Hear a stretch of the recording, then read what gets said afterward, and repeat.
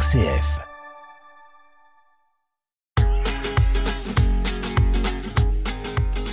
Une autre histoire sur RCF Liège avec Frédéric Marchesani. Bonjour à toutes et tous, merci de m'accueillir dans votre quotidien. Bienvenue dans ce nouveau numéro d'Une autre histoire, votre émission Patrimoine Histoire sur RCF Liège. Voilà, nous sommes maintenant le 3e mardi du mois. Il est à présent l'heure d'inaugurer notre rubrique Trésor de Liège, réalisée en collaboration avec le Trésor de la cathédrale, que vous retrouverez chaque mois au même moment. Aujourd'hui, pour baptiser cette rubrique, nous allons prendre quelque peu de hauteur et se remplir les oreilles de mélodies qui ne cessent d'étonner. Depuis des siècles, les rues de Liège vivent au son des carillons, perchés au sommet des clochers d'église. Ils rythment la vie de tous les jours et permettaient autrefois de donner l'heure ou d'annoncer des événements heureux ou malheureux.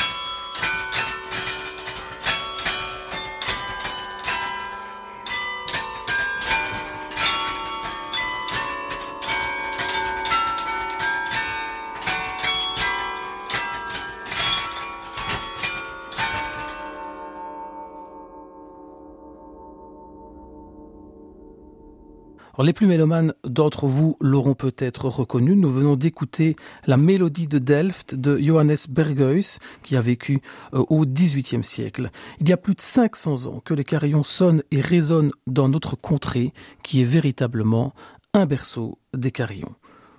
Pour nous en parler, j'ai le plaisir de recevoir Jean-Christophe Michalek, diplômé de l'École normale de musique de Paris et du Conservatoire régional de musique de Versailles, altiste, jeune passionné à l'Orchestre philharmonique de Liège et diplômé de la classe du carillon au Conservatoire de musique de Tourcoing. Il est aussi et surtout une figure du carillon en Cité Ardente. Jean-Christophe est en effet titulaire des 3 carillons des collégiales Saint-Barthélemy et Saint-Jean l'Évangéliste, ainsi que à la cathédrale Saint-Paul. Il enseigne également le maniement de cet instrument à l'Académie Grétry. Jean-Christophe Michalek, bonjour. Bonjour. Alors avant toute chose, histoire de mettre le sujet en place, qu'est-ce que c'est qu'un carillon ? Un carillon, par définition, c'est un ensemble de cloches qui sont reliées les unes aux autres par un clavier à touches. Donc ce sont des touches en bois. La technique est très particulière puisque on dit que c'est une technique à coups de poing. Alors tout le monde connaît le film Bienvenue chez les Ch'tis, vous avez déjà vu ce que c'est. Et puis on le visite de plus en plus, enfin ce carillon. Cet art campanaire est reconnu par l'UNESCO, donc c'est dans la liste du patrimoine culturel immatériel dans la conception. Et il existe un registre des bonnes pratiques de sauvegarde. C'est pour ça que cet instrument est vraiment historique.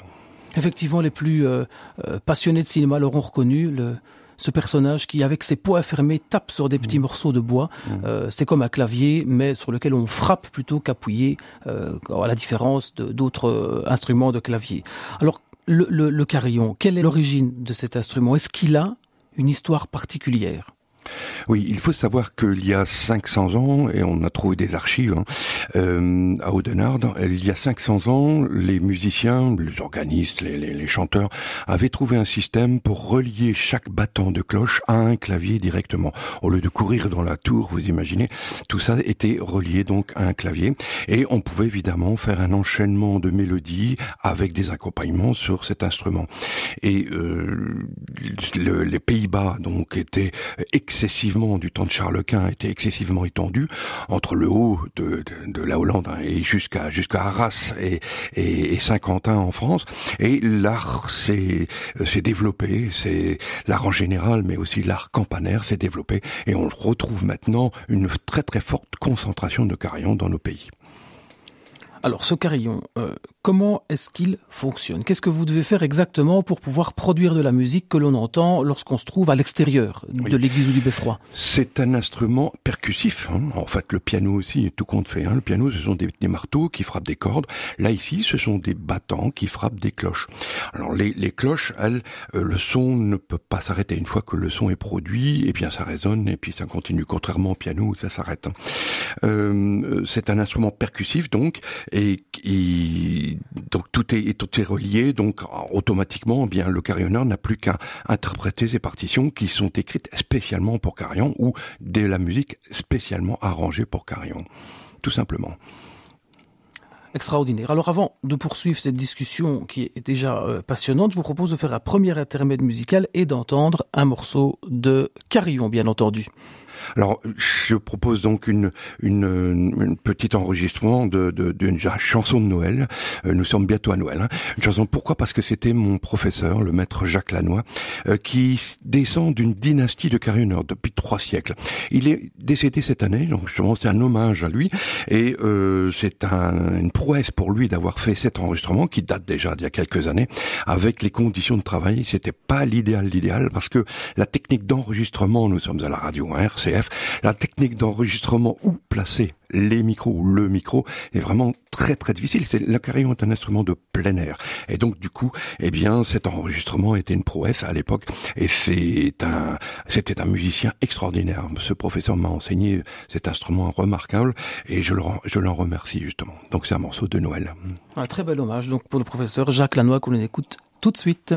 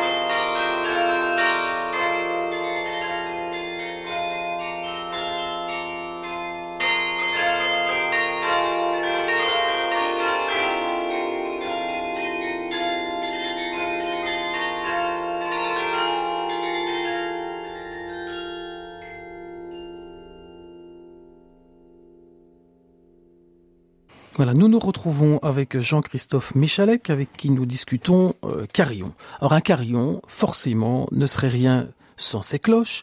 Tout le monde connaît la cloche, un instrument qu'on entend fréquemment et que tout le monde a entendu de nombreuses fois dans sa vie. Mais techniquement, pour aller un petit peu plus loin dans l'explication, comment est-ce qu'on fabrique une cloche ? Oui, c'est une question qu'il faut absolument poser à un fondeur de cloche, ou en tout cas un descendant. Moi-même, je suis carillonneur, mais pas fondeur ni installateur. Donc c'est une spécialisation. On appelle ça des campanistes. Les fondeurs, les installistes, ce sont des campanistes. Contrairement aux joueurs de cloche, aux joueurs de carillon, on appelle ça les carillonneurs ou carillonnistes, mais non comme les violonistes. Je propose par exemple d'inviter à la radio RCF, d'inviter Philippe Schlegers, qui est vraiment un descendant de fondeurs et qui pourrait raconter énormément d'histoires de fontes de cloches et des bénédictions de cloches, parce que les cloches sont bénites.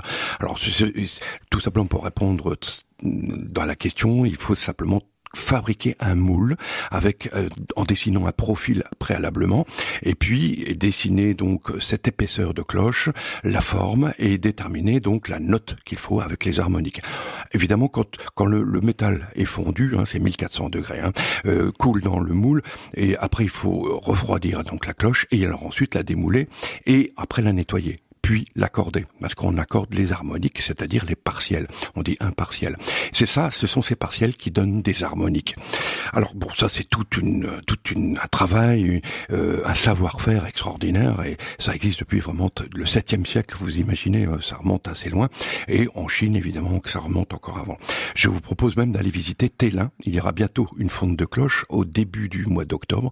Alors fin septembre, non, c'est le 11 septembre, mais je pense que l'émission sera après. Après donc il y aura une autre fonte de cloche à Télin prévue pour début octobre. Oui, parce que la fonderie des cloches de Tellin, pour ceux qui ne connaissent pas, est vraiment un endroit assez exceptionnel. Elle a d'ailleurs été inscrite en mai dernier sur la liste du patrimoine exceptionnel de Wallonie, qui est quand même une liste assez restreinte. Elle ne compte que 280 monuments sur les 4000 classés, donc Tellin fait vraiment partie de l'élite, parce que cette fonderie des cloches reste la dernière fonderie de Wallonie à pouvoir témoigner du processus complet de la fabrication des cloches, et c'est donc un endroit assez extraordinaire. Mais mis à part cette fonderie des cloches qui aujourd'hui est devenue un espace muséal et puis un espace de découverte, est-ce qu'il existe encore en Wallonie ou en Belgique des fonderies qui fabriquent des cloches à l'heure actuelle pour les églises ou les édifices qui en auraient besoin? Oui, et vous pouvez même commander une cloche si vous avez envie. Bon, évidemment, vous n'allez pas commander une cloche de 5 tonnes de bronze, évidemment, hein, mais vous pouvez tout à fait commander avec les inscriptions que vous souhaitez, la décoration que vous aimez, une cloche à Tellin. C'est tout à fait possible. Oui, donc ils en fabriquent toujours. Absolument, oui. Maintenant, j'imagine bien qu'évidemment, on ne commande pas une cloche comme on commande n'importe quoi sur Internet, c'est pas le genre de choses, mais c'est donc tout à fait possible. Absolument. En Wallonie, c'est possible. Voilà, extraordinaire. C'est magnifique. Ça continue. Oui. Alors on va revenir peut-être à nos carillons. On parle de cloches, mais forcément revenons à ces carillons. Vous qui avez appris et qui apprenez aujourd'hui à utiliser cet instrument, ça ne doit pas être aussi accessible que l'apprentissage de la guitare ou du violon, à moins que je ne me trompe. Quelles sont les possibilités qu'offre l'enseignement du carillon en Wallonie? Si demain j'ai envie de l'apprendre, comment est-ce que je fais? Oui, alors il y a à ce jour, aujourd'hui, 5 classes de carillon qui en Wallonie qui sont reconnues, donc à Liège, à l'Académie Grétry, Soigny aussi, Ath, Wavre et Namur, à l'IMEP, plus moi-même que je forme j'appelle ça des carillonneurs guides, c'est simplement pour aider un peu le guidage pour la démonstration, puisque lorsqu'il y a une visite guidée d'un carillon, il faut faire une mini-prestation, et donc c'est l'occasion pour le guide de s'adonner à cette passion campanaire. Voilà. Alors, vous le dites, il existe des concerts, on entend les carillons qui chantent toutes les 15 minutes ou toutes les heures pour annoncer l'heure qu'il est, mais on peut également assister à des concerts de carillons. Qu'est-ce qu'on joue quand on est au carillon? Est-ce qu'il y a un répertoire musical bien spécifique? Comment est-ce que vous choisissez les morceaux que vous allez jouer? Est-ce que vous avez une liste que vous reprenez tout le temps, ou est-ce que vous faites, entre guillemets, un petit peu ce que vous avez envie en fonction de l'humeur? Oui, c'est vrai que chaque carillonneur a son répertoire, vous avez tout à fait raison. Et en 500 ans, le carillon a eu le temps de faire un peu son répertoire. Le carillon est attaché aux horloges, comme vous l'avez précisé, et on entend régulièrement, pas tous les clochers, Par exemple, Saint-Jean l'Évangéliste, il n'y a pas d'horloge, donc on n'entend pas le carillon s'il n'y a pas un carillonneur. Mais à la cathédrale, au palais des Princes-Évêques, à la collégiale Saint-Barthélemy, il y a une horloge, et donc on entend les ritournelles, c'est de l'automatisme, c'est enregistré sur une bande. Mais les carillonneurs, eux, ont un répertoire qu'ils vont rechercher à droite et à gauche. Il y a 2 directions de répertoire, ou un répertoire écrit pour l'instrument lui-même, ou arrangé d'air connus, alors c'est du folklore, c'est du classique, c'est de la musique romantique, de la musique moderne, même du jazz, et donc on a nous les carillonneurs une manie de non seulement d'arranger les pièces qui plaisent, puisqu'à chaque fois quand on entend une mélodie au carillon, c'est un chant d'airain, il y a toujours cette petite rengaine, on sifflote un air qui est connu ou moins connu, et on transporte, on véhicule donc une espèce d'identité locale ou d'identité nationale. C'est pour ça, entre autres, que UNESCO a reconnu justement patrimoine immatériel, parce que ça véhicule justement une tradition et des coutumes. Voilà. C'est vrai, quand on passe notamment ici, place Cathédrale, et qu'on entend toutes les 15 minutes le carillon, il y a 4 mélodies différentes, une pour le quart d'heure, la demi-heure, les 3/4 et l'heure, et c'est vrai que c'est de la couleur locale, puisque parmi notamment les chansons, il y a le valeureux liégeois, où il y a des chansons en wallon, donc on est vraiment dans de la couleur locale, où je pense au Palais des Princes-Évêques, dans la tour se trouve le carillon de l'ancienne église Saint-Jacques. Et c'est vrai que c'est l'épisode du marché de Noël, on entend notamment des chansons de Noël dans le carillon, c'est assez sympathique aussi. Et puis il m'est arrivé, et ça c'est encore entre guillemets un peu plus inédit, d'assister à un blind test au carillon. Ça c'est absolument bluffant, parce qu'on doit reconnaître une chanson et l'oreille n'est pas prête à entendre cette chanson telle qu'on est censé la connaître. Et ça, c'est vraiment le genre d'événement qui permet, je trouve, au plus grand public de découvrir cet instrument à la fois connu, mais également un peu trop méconnu, quoi. Tout à fait. Ce qui est pas évident de reconnaître toujours toutes les mélodies au carillon. Tout ne peut pas être joué au carillon, il faut le savoir. La techno, les choses comme ça qui demandent des rythmiques très très très prononcées. Il faut savoir que les grosses cloches l'emportent sur les petites cloches au niveau de la sonorité. Ça c'est un peu cette histoire un peu d'habitude. Il faut savoir aussi que les horloges maintenant peuvent enregistrer 250 mélodies. Et si vous avez remarqué, des nouvelles mélodies apparaissent à la cathédrale Saint-Paul parce que justement, il y a eu une modernisation. Il n'y a plus que du folklore ou que de la musique populaire. On part vraiment sur d'autres mélodies un peu plus modernes, un peu plus courtes aussi, plus courtes pour moins lasser aussi les gens. Et donc on n'entend plus seulement que 4 mélodies. On peut aller jusqu'à 250 mélodies avec le numérique, c'est fantastique. Et ce n'est pas une concurrence au carillonneur, mais en attendant, ça donne une ambiance dans la ville. Et un carillon n'étant pas l'autre, et un quartier n'étant pas l'autre, et le promeneur ou la personne qui traverse la ville n'a pas la même ambiance d'un quartier à l'autre et n'a pas la même musique d'un quartier à l'autre. Et ça, c'est extraordinaire. Justement, on parle de toutes ces mélodies. Il est temps, je pense, d'écouter à nouveau un petit morceau de carillon et de faire une seconde pause dans notre émission.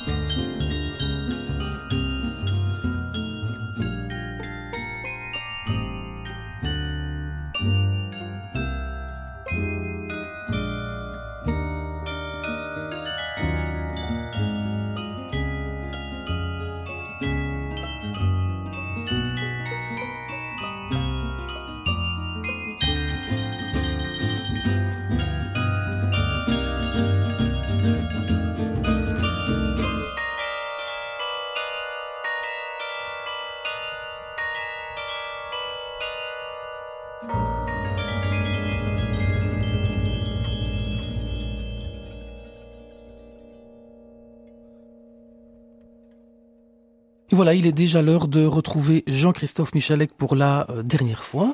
Alors Jean-Christophe, vous êtes titulaire à Saint-Barthélemy, à Saint-Jean-l'Évangéliste, à la cathédrale. Ces trois carillons font partie des 24 carillons de concert actifs en Fédération Wallonie-Bruxelles. De quoi s'agit-il? Qu'est-ce que c'est un carillon de concert?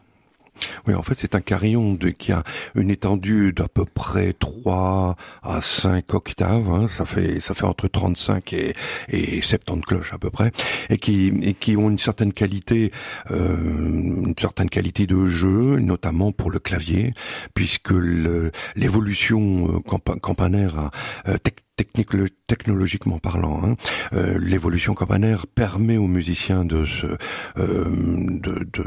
s'exercer, donc de s'exprimer la plus efficacement possible musicalement sur un instrument, et donc le répertoire qui exige énormément de vélocité et de précision, eh bien ces instruments de concert peuvent répondre musicalement à la demande assez précise du musicien.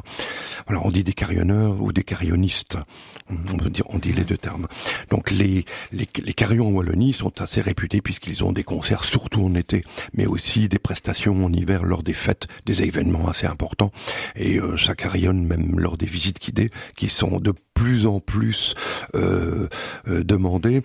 Comme vous le savez, les carillons répondent non seulement à un aspect culturel, mais aussi à un aspect touristique. Donc ces deux aspects répondent à la demande des curieux et des amoureux du patrimoine campanaire, et nous sommes là pour les guider, pour leur expliquer. Alors parlez-nous peut-être un peu plus en détail de vos instruments fétiches, et commençons, pourquoi pas, par celui de Saint-Barthélemy, qui avec ses 50 cloches est un des plus importants de Wallonie. Oui, en fait, c'est une des dernières restaurations importantes. Il y a eu Dinan après lui, qui est Dinan vraiment très intéressante. Mais Saint-Barthélemy, c'est un carillon de 7 tonnes 8 qui, avec des cloches de Matthias van Dengen qui datent de 1774, qui proviennent de l'ancienne abbaye du Val-Saint-Lambert. Et le carillon de Saint-Barthélemy a été inauguré donc à la fin des travaux, puisqu'il s'étue en 1974. Je mélange 1974, et donc a été restauré donc en 2014. Ça a été une grande fête quand même, avec une toute nouvelle technologie campanaire, un très beau clavier et une grande précision. Justement, je parlais la précision des battants tout à l'heure, et ça permet aux visiteurs justement de voir un peu le bourdon d'une tonne 9 et de le comparer avec les autres instruments que l'on peut entendre en Wallonie. Ce carillon qui a fonctionné notamment en 2015 lors du millénaire de Saint-Barthélemy, ce carillon ne cesse de fonctionner lors des visites guidées et des concerts et des prestations, et ça pour toute l'année. C'est pas seulement en été, c'est vraiment toute l'année. Donc un carillon historique, légèrement mésotonique, mais très très beau et unique au monde. Évidemment, c'est un Matthias van Dengen. Ouais. Un carillon historique, carillon du 18e, comme celui de la cathédrale Saint-Paul, puisque on le sait peut-être moins, mais le carillon qui sonne aujourd'hui à la cathédrale Saint-Paul est l'ancien carillon de la cathédrale Saint-Lambert, qui elle malheureusement a été démonté à la Révolution, et qui est aussi un des carillons les plus importants de Wallonie, bien qu'il possède un petit peu moins de cloches, puisque si je ne me trompe pas, il y en a 37 à la cathédrale. Non, 49. 49, oui. Ben on 49, est presque sur ça. On est presque sur ça, à une cloche près, parce que en fait, on relie les cloches graves au carillon. Hein, le bourdon de la cathédrale fait 8 tonnes, le bourdon du carillon de la cathédrale fait 4 tonnes et demie. Hein, donc, vous voyez, c'est vraiment du lourd. Le carillon de la cathédrale pèse 12 tonnes, hein, c'est 12 tonnes de bronze, c'est vraiment remarquable. Et c'est le papa van Dengen. Saint-Barthélemy, c'est le fils van Dengen. Je suis bien, ce sont vraiment de papa et le fils, le père et le fils à Liège. On a deux carillons mémorables de ce côté-là, tandis qu'à Saint-Jean, c'est évidemment un carillon de 3 tonnes, également du 18e, mais complètement différent, vraiment autre chose comme qualité. Et la cathédrale, lui, qui est visitable aussi, hein, de toute façon, c'est un nouveau système actuel avec le trésor de Liège, hein, le trésor de la cathédrale. Le public peut prendre un ticket et aller visiter le carillon de la cathédrale. Donc c'est un énorme instrument qui est miré. Alors 80 mètres de hauteur, tandis que Saint-Barthélemy, c'est 16 mètres de hauteur. Voilà, on a appris énormément de choses et on arrive déjà malheureusement à la fin de cette émission. On aurait pu discuter encore pendant bien longtemps avec vous, Jean-Christophe Michalek. Merci beaucoup d'être venu aujourd'hui nous parler de Carillon et merci à toutes, à tous de nous avoir suivis. On se retrouve la semaine prochaine pour d'autres découvertes historiques et patrimoniales, mais ça, c'est une autre histoire.